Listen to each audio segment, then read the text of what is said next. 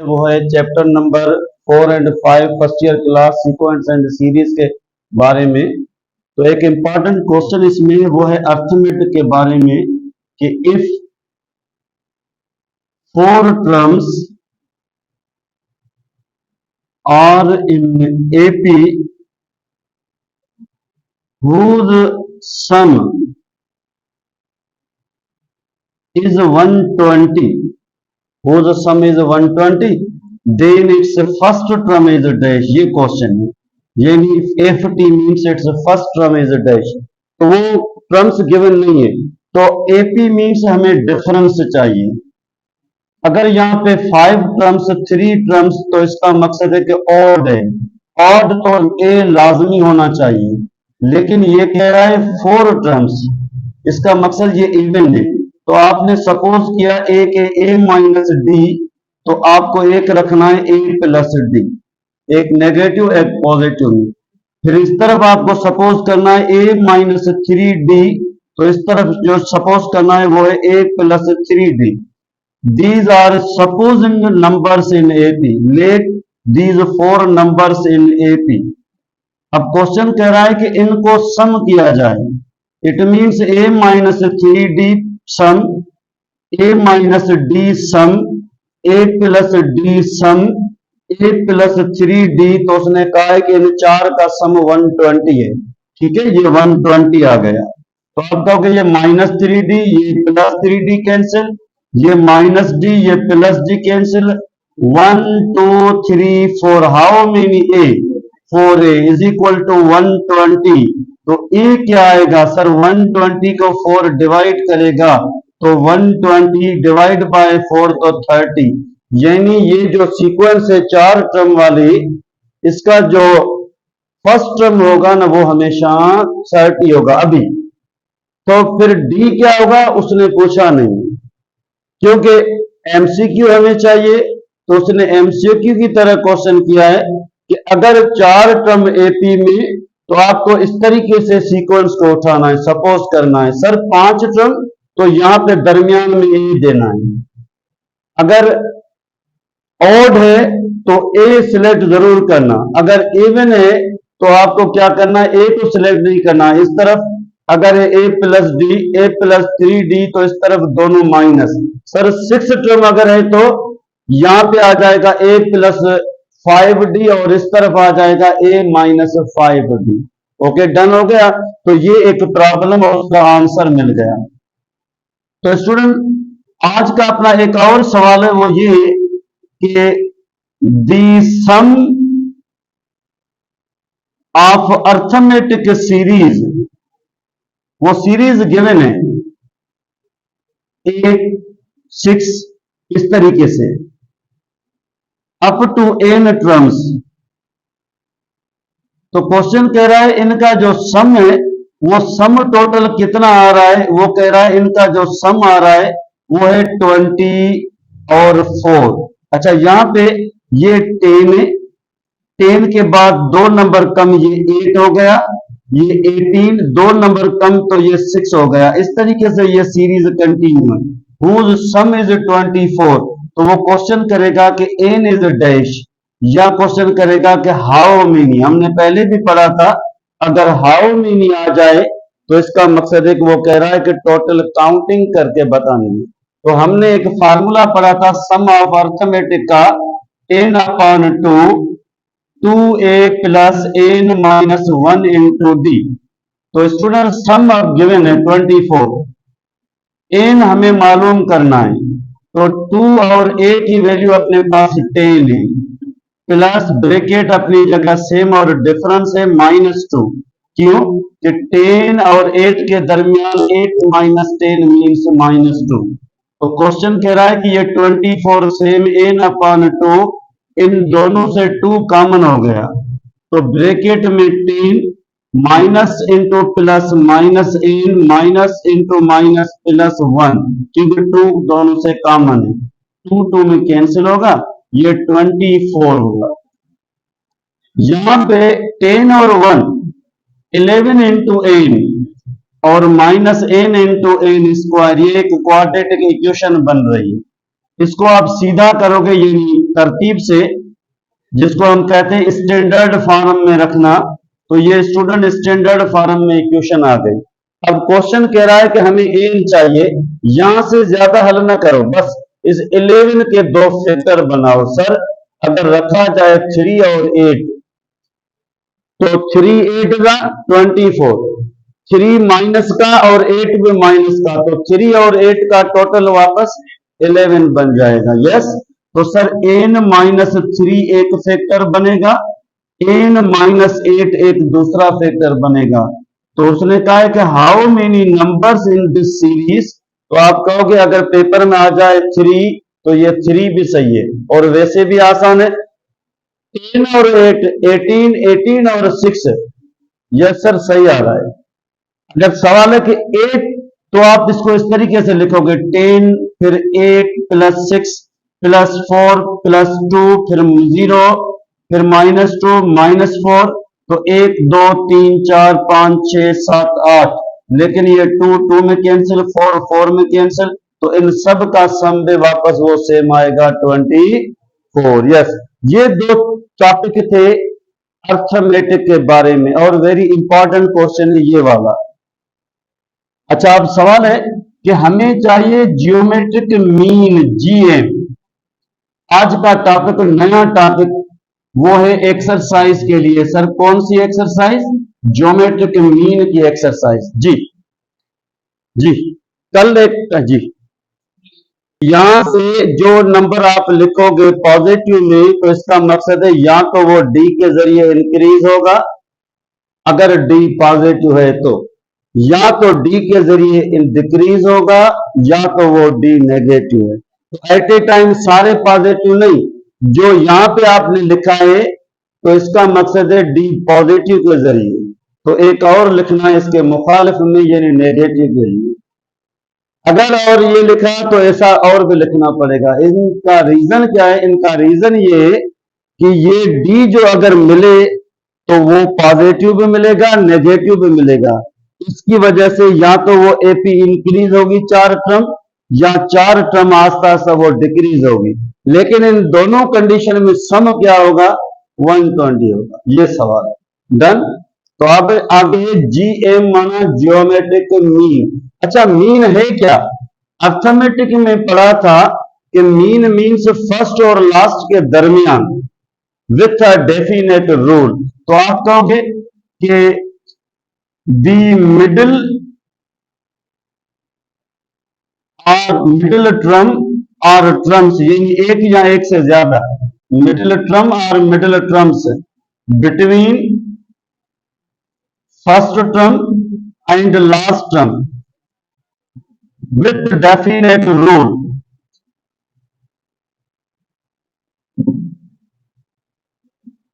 तो इसका नाम क्या है? इसका नाम है is called mean.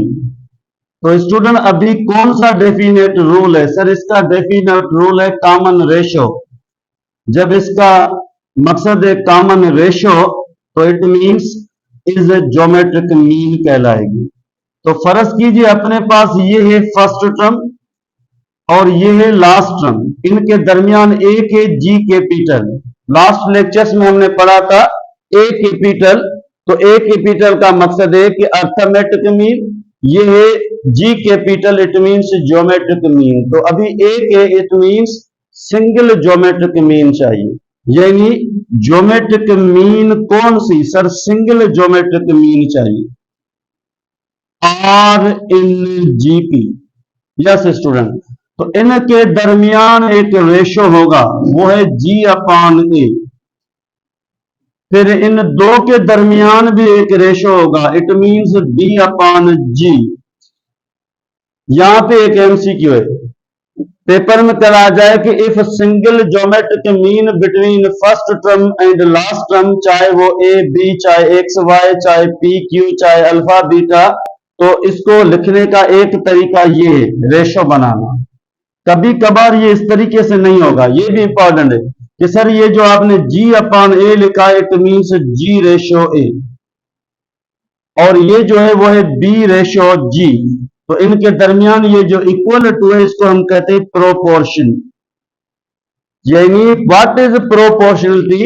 It means equality between two ratio. अगर आप इक्वल लिखोगे तो इसको इस तरीके से लिखना, न्यूमरेटर अपॉन डिनोमिनेटर। अगर आपने लिखा कि ये एक रेशो है यस, एक ये रेशो है यस, तो इनके दरमियान ये इक्वलिटी जो है ना वो इसको लिखा जाएगा इस तरीके से, प्रोपोर्शनलिटी।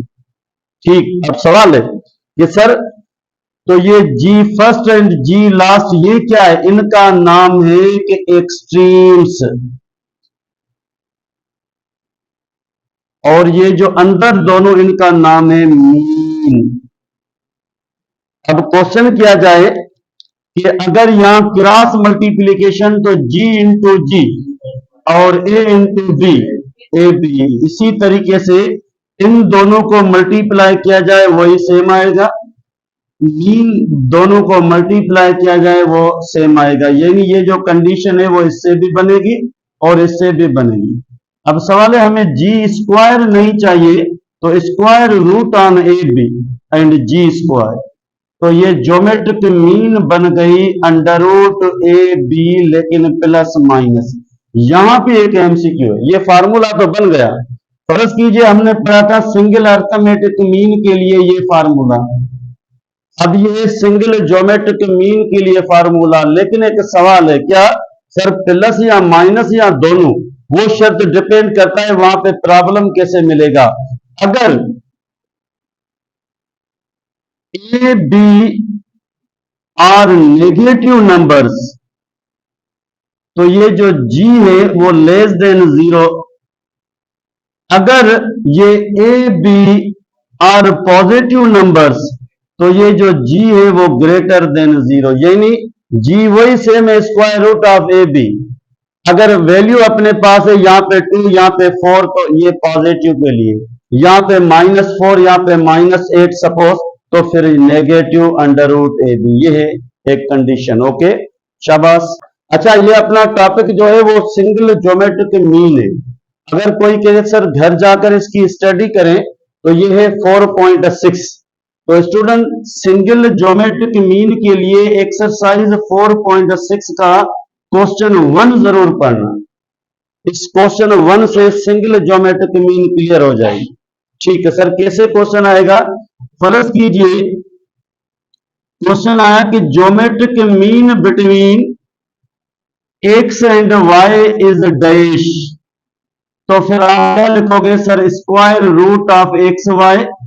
ऑप्शन ए आ गया, ऑप्शन बी आ गया कि अंडर रूट एक्स वाई, लेकिन यहाँ पे माइनस, या आएगा प्लस और minus under root x y. तो याद रखना, इसको टिक करना है। सर क्यों? इसलिए कि इसने इशारा नहीं किया कि एक्स वाई से कौन सा पॉजिटिव कौन सा नेगेटिव, या दोनों पॉजिटिव या दोनों, ऐसी कोई कंडीशन उसने बताई नहीं है, तो आप जरूर इसको टिक करोगे। ठीक वही सेम क्वेश्चन आ जाए कि if geometric mean between x and y and x less than zero, y less than zero, इसका मकसद दोनों नेगेटिव।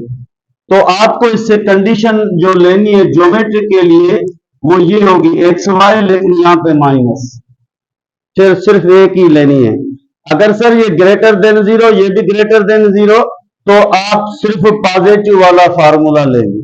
अगर कोई इशारा ऐसा नहीं है पॉजिटिव नेगेटिव, तो दोनों को टिक करना है। राइट, क्लियर हो गया? अब ठीक है, अब सवाल है कि geometric mean between two reciprocal numbers. अब सवाल है ये सब रेसिप्रोकल मल्टीप्लीकेटिव इनवर्स नंबर्स,